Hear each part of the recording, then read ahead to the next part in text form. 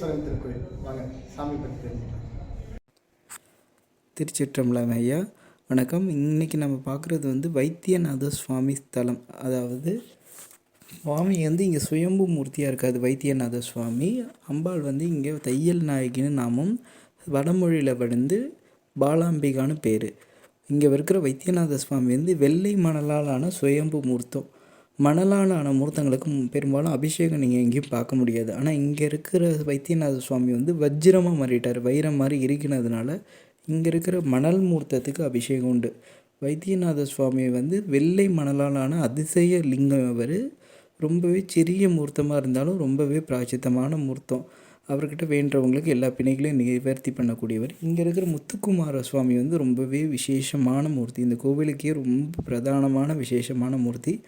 அவருக்கு தான் அதிகப்படியான உற்சவங்கள் நடக்கும்.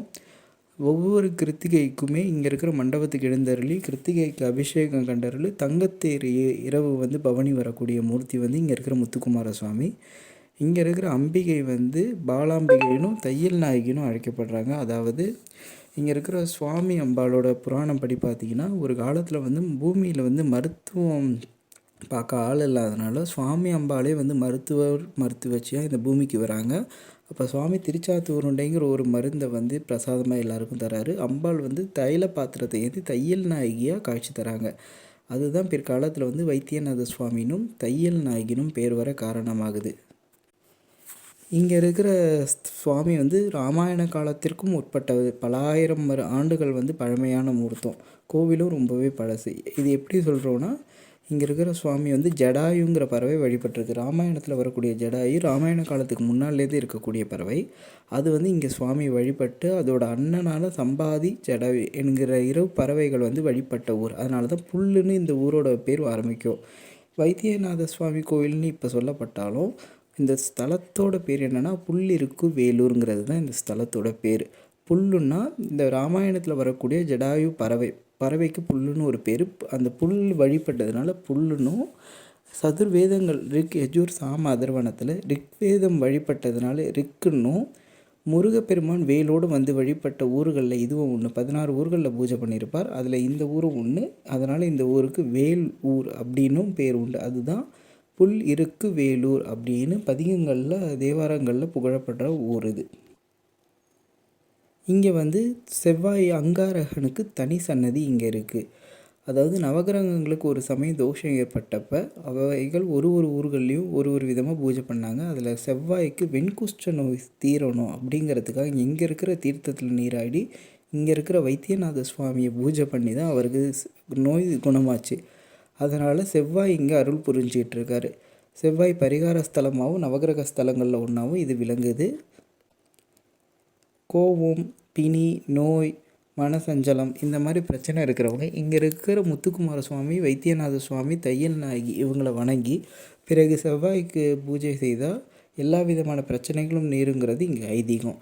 மேலும் இங்கே இருக்கிற தீர்த்த குளத்தில் பாம்பும் தவளையும் வளராது. காரணம் என்னென்னா, ஒரு சமயம் ஒரு முனிவர் தவம் இருக்கிறப்ப இங்கே இருக்கிற குளத்தில் ஒரு பாம்பு ஒரு தவளையை பிடிச்சிருக்கு.